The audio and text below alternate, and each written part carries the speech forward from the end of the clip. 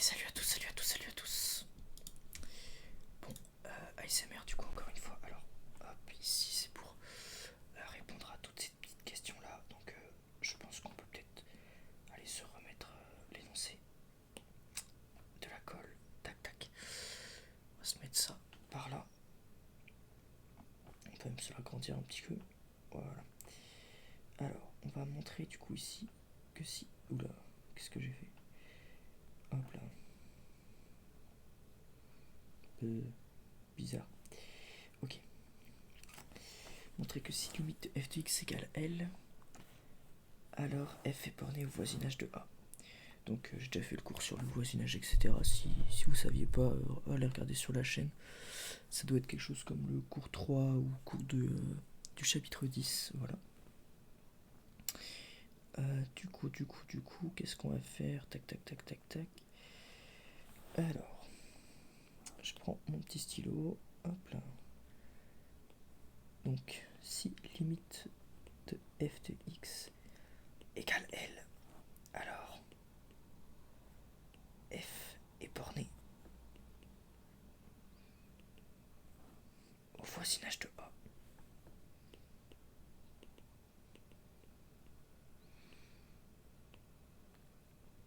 Ok. Alors, du coup, attendez, hop, on va se faire directement une nouvelle page pour la suite. Hop là. Donc, on va noter nos hypothèses. Hop là, changer la couleur du stylo. Tac, tac. Donc. On va dire qu'il existe la définition de limite f de x égale L, c'est tout simplement qu'il existe un epsilon supérieur à 0 et un eta supérieur à 0, tel que pour tout x qui appartient à x moins eta, x plus eta, inter df,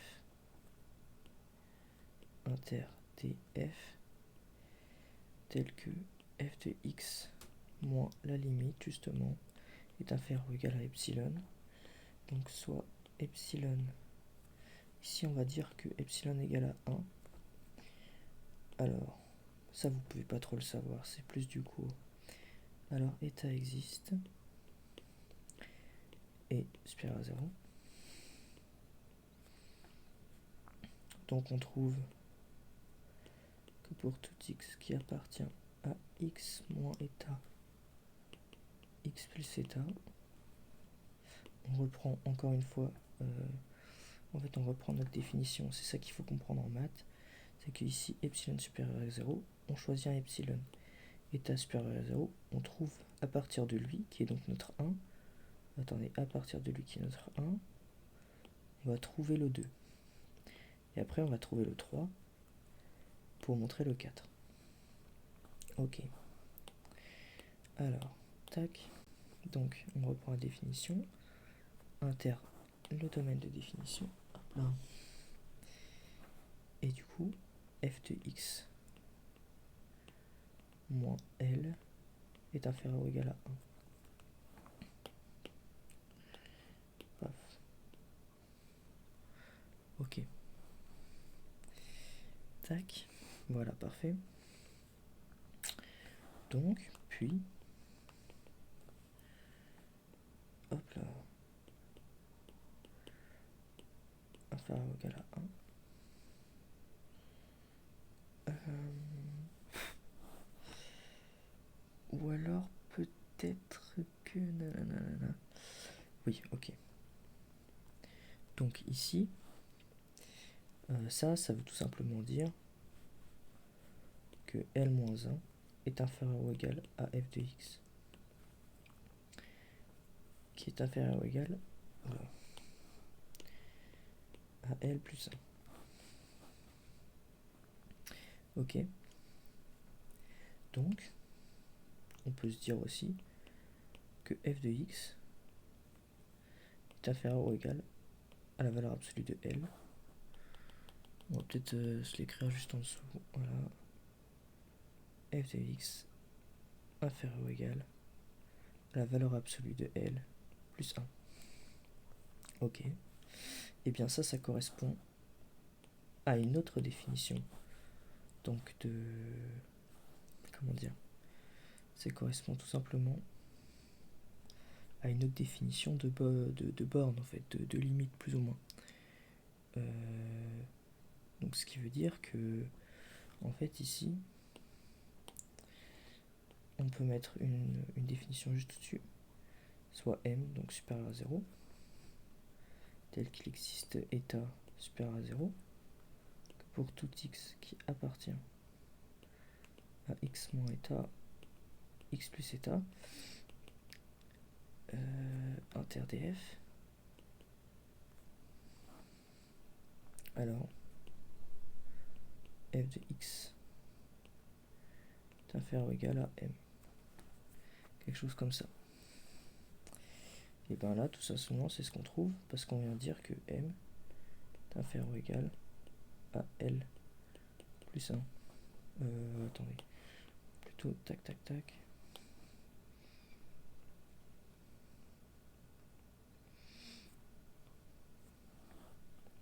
Donc à partir du epsilon qu'on trouve, hop, qu'on va rédiger ici, on retombe sur nos pattes ici.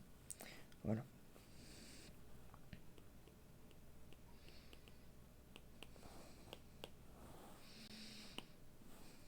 Hop là, parfait. Ok, question 2. Si un tend vers a et limite de f de x tend vers l,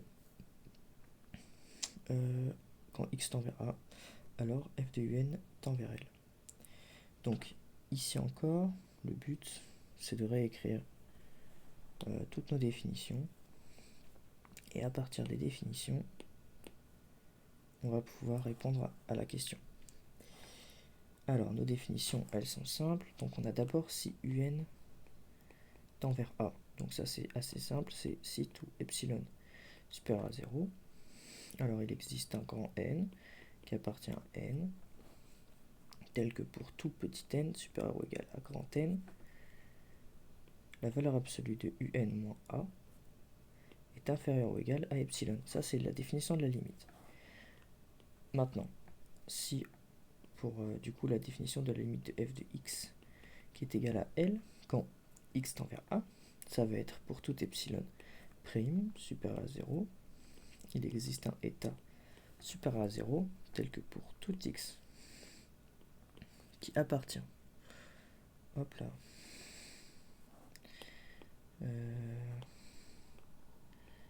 pour tout x qui appartient à justement A moins état, A plus état, et bien f de x moins L est inférieur ou égal à epsilon. Alors avec ça, on va chercher à montrer une autre définition au final non pas de suite, mais de fonction suite. C'est-à-dire que, hop, ça c'est pour montrer maintenant.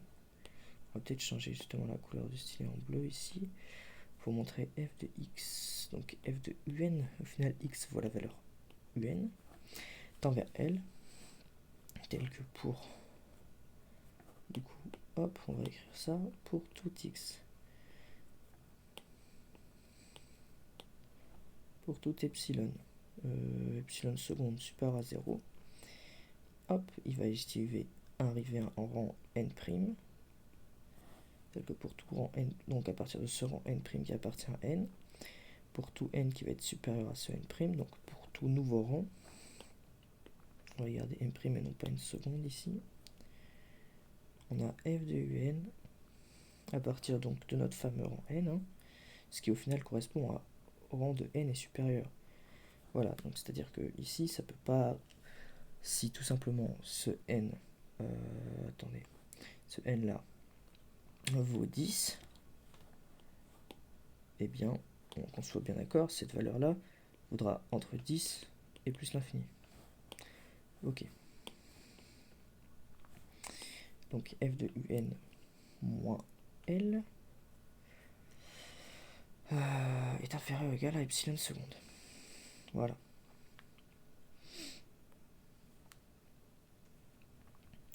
Alors, du coup, comment est-ce qu'on va faire ça? C'est relativement simple.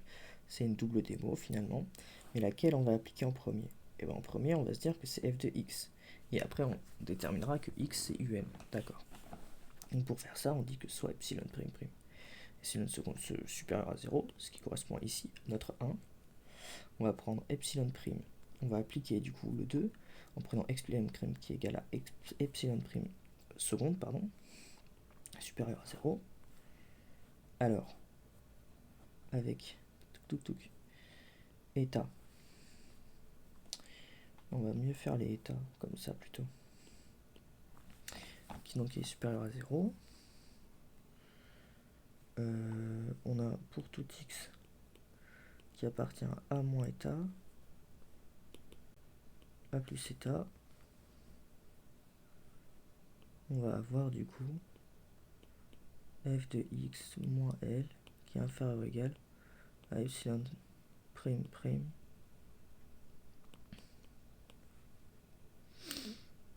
ce serait mieux de le mettre dans l'inverse d'ailleurs, epsilon prime qui est égal à epsilon seconde.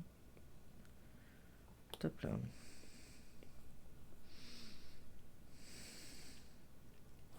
Ok. Du coup, maintenant on va montrer que la suite UNN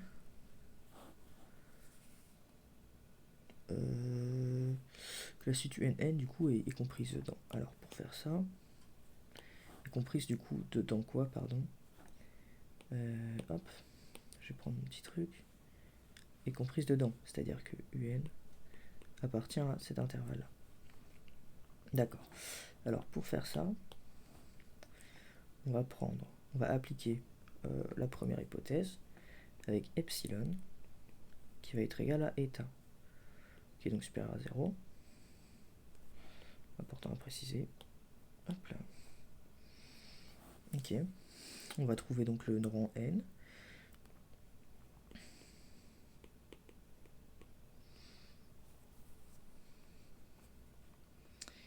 Et on va vérifier que notre rang n' égale n, donc qui appartient à n, convient.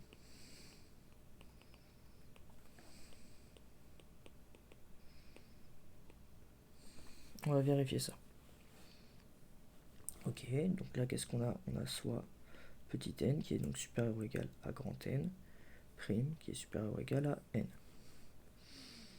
On a besoin de supérieur ou égal ici, c'est tout simplement qui est égal. Parfait. Voilà. Donc qu'est-ce qu'on a? Bah ici on a UN qui appartient à moins état, à plus état. Le mieux ça va être de le mettre dans l'autre sens pour que ce soit plus compréhensible. On a ici donc notre état, non, plutôt notre epsilon, donc UN appartient à moins epsilon, a plus epsilon, qui est égal à moins état, a plus état. Alors, on va pouvoir conclure au final que G de UN appartient bien à B moins epsilon, B plus epsilon. Alors pourquoi B? Bon, c'est vrai qu'on l'a pas forcément introduit. Comment je peux vous justifier ça? Alors B c'est plutôt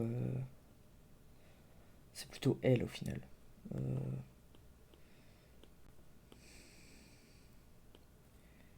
L moins epsilon, L plus epsilon. Voilà.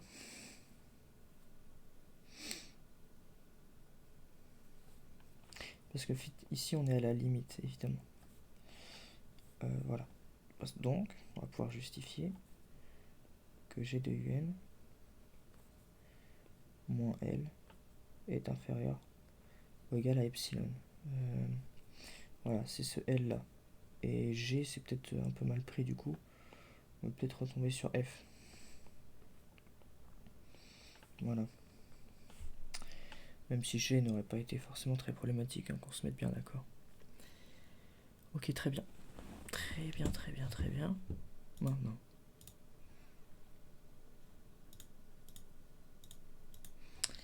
Maintenant, question 3. Sinus de 1 sur x n'a pas de limite en 0. Bon. Elle n'est pas si facile celle-là, forcément non plus. Alors. 3. Sinus de 1 sur x.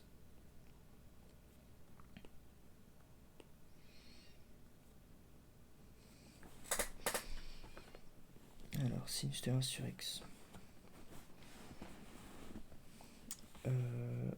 En 0. Entre parenthèses limite. C'est juste un énoncé, on va dire. Donc voilà. Alors, par critère séquentiel. Oh, il y a mon chat. Ça va, mon chat? Je vais te donner à manger 2 secondes. Un peu plus peut-être, mais... alors...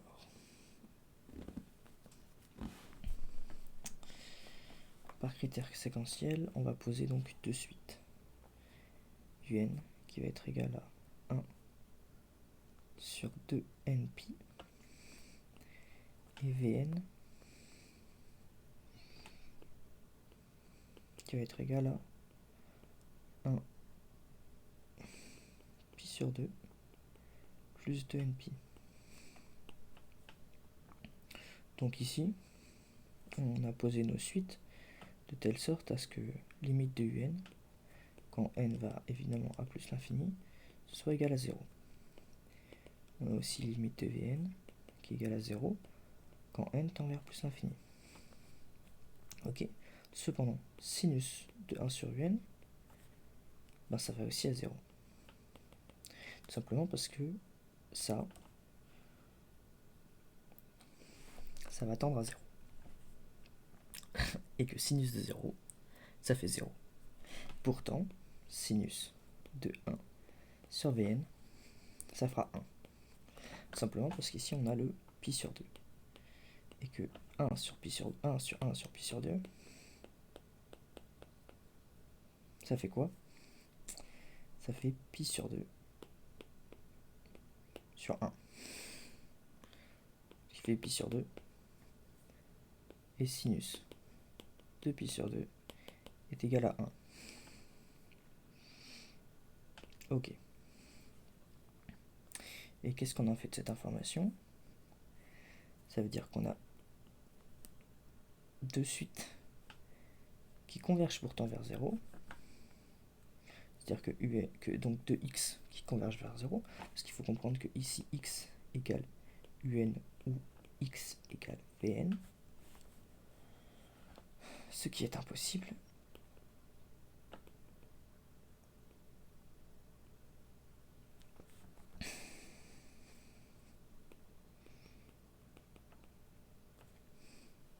Voilà. Par critère séquentiel et par l'absurde. Parce que on vient montrer que deux cas étaient différents. Donc c'était pas possible. Alors maintenant, c'est là que c'est un peu plus technique celle-là. La non-continuité de x tend vers 1 si x appartient à q et 0 sinon. Alors celle-là elle est vraiment plus compliquée. Faut peut-être juste que je récupère un peu mon cours pour celle-là. Alors celle-ci, je sais pas trop faire. C'est le même principe que celle au-dessus, hein, mais on va essayer de poser l'énoncé et d'essayer de le faire ensemble, mine de rien, même si c'est du cours. Bon. Alors qu'est-ce qu'on a? Qu'est-ce qu'on a 4.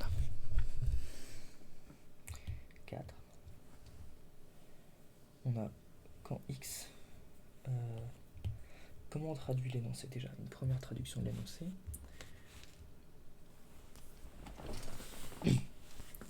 C'est simple. On a x qui associe 1 si la suite appartient à q. Ou sinon non. Tout simplement. Donc comment est-ce qu'on va...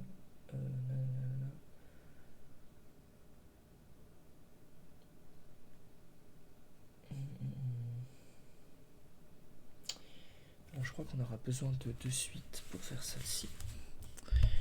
Aussi, ou peut-être de une, je sais plus, j'ai un doute. En fait, ça va aussi être par critère. séquentielle et par l'absurde.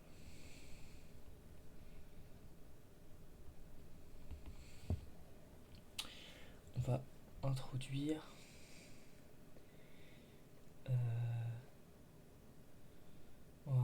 de suite. Donc déjà, on peut concrètement dire que si x appartient à q, x égale à 1. S'il appartient pas, 0. En fait, c'est ça.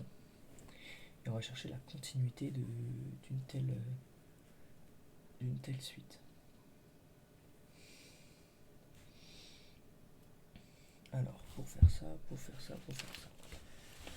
Hop. Bon, j'avoue, je sèche un peu. Donc, je vais essayer de me munir de mon coup.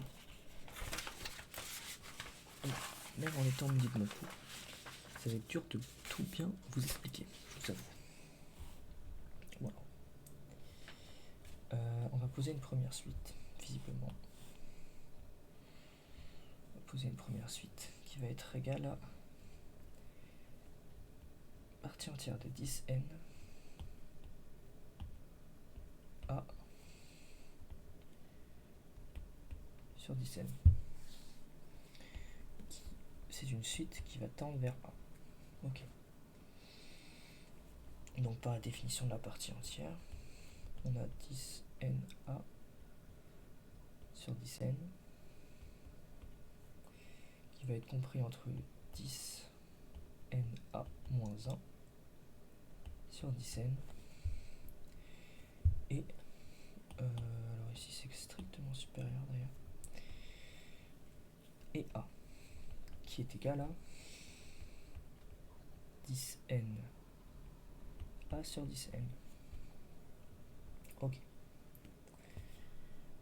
Qu'est-ce qu'on fait de cette information? Je ne sais pas vraiment.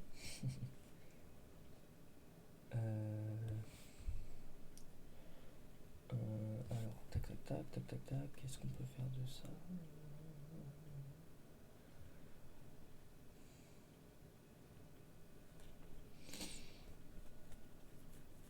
Ah, ok.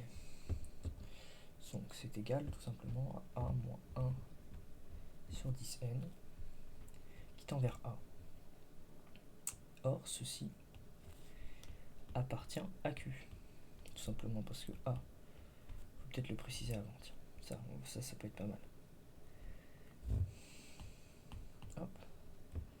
Si A appartient à Q. Non, appartient, pardon, à R inter Q. Donc tout ce qui n'est pas, voilà, en fait, tout ce qui n'appartient pas justement à Q au final.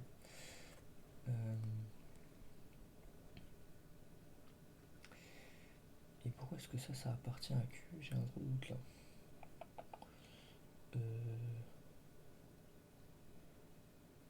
Ok. Pourquoi est-ce que ça appartiendrait à Q? Ça me paraît un peu bizarre au final. Parce que si A n'appartient pas justement à Q explicitement,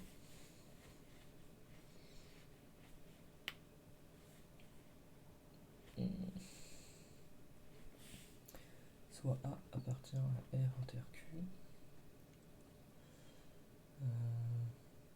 Bon. On va essayer de continuer le raisonnement. Peut-être que ça va me venir.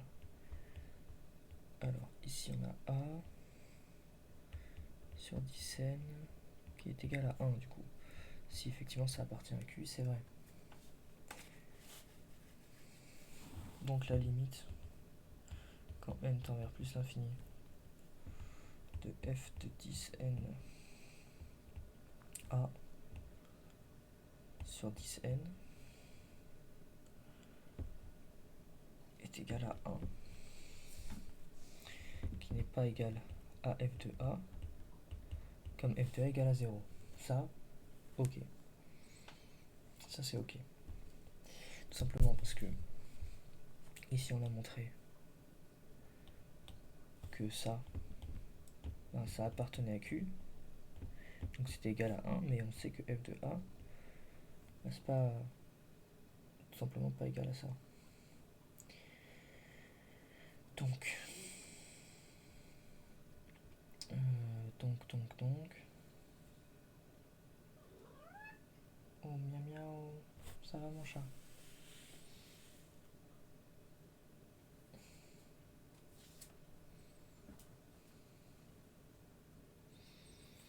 C'est bizarre. Faudrait que j'arrive à comprendre pourquoi est-ce que ici ça appartient à Q. Peut-être que vous l'avez. Moi j'avoue que je l'ai pas.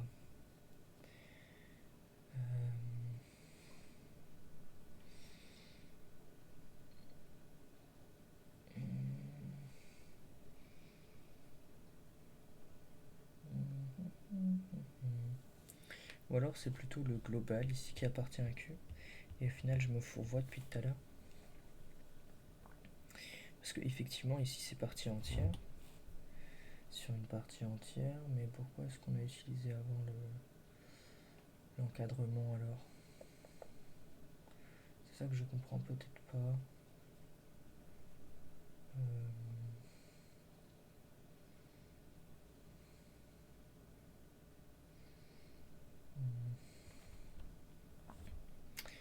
Je sais pas trop. Je sais pas trop. Alors, maintenant, si on fait le cas où A appartient à Q, ici, en changeant la suite,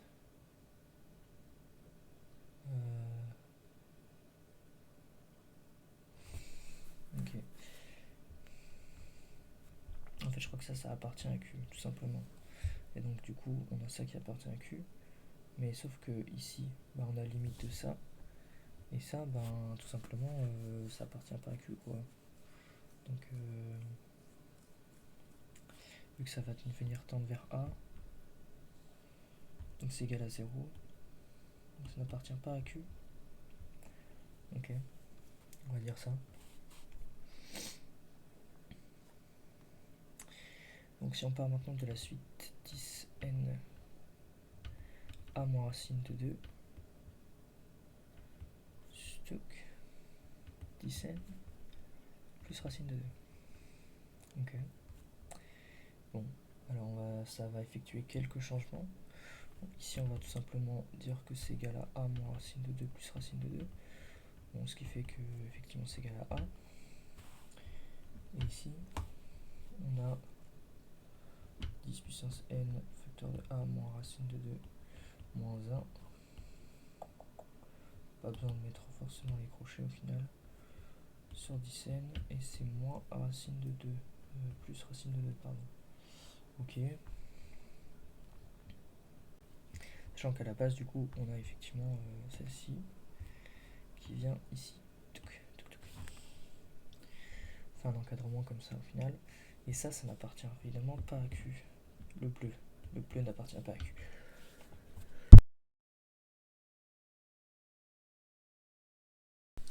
Donc là, vous m'excuserez, j'ai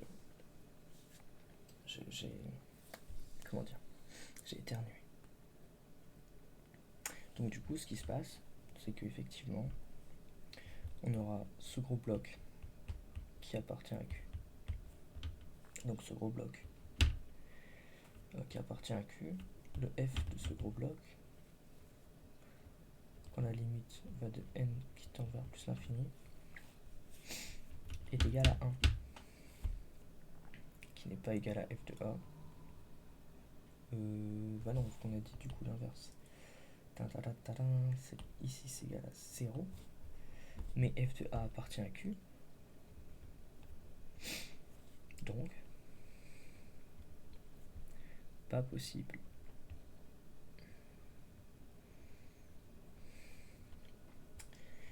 Et peut-être que effectivement c'est pas continu du coup, parce que si on part du principe que du coup ah d'accord, ok, ah ok, ok, bah si n égale à 0 tout simplement, si n égale 0 sur n égale 0 tout simplement, et ben ça va un peu chambouler tout ça, parce qu'on aura partie entière de a sur voilà, et donc effectivement, et donc en fait ici on montre que la partie entière du coup de la limite du gros truc par rapport à f de a, mais f de a fait partie de la suite. Ok.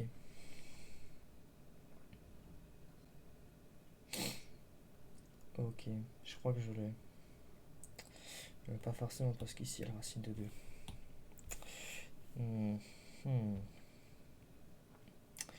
Oui, mais ici il y a le moins racine de 2. Ok, non, c'est ça. C'est exactement ça. Parfait, ok. Ok, ok, ok. En fait, faut tout simplement considérer que c'est la... Ok. F de A, c'est comme si UN, c'était U0. Et donc effectivement, ça appartient à Q, alors qu'en fait, bah, la limite montre que ça n'appartient pas à Q. Et donc ici, ça c'est égal à 1, alors que la limite n'est pas égale à 1. Donc en fait, il faut tout simplement regarder un peu l'exercice, et effectivement, pour montrer ça, en fait, c'est juste le but de l'exercice, c'est montrer que, ok, que F n'est pas continu en A. J'aurais pu continuer un peu, j'ai un peu n'importe quoi.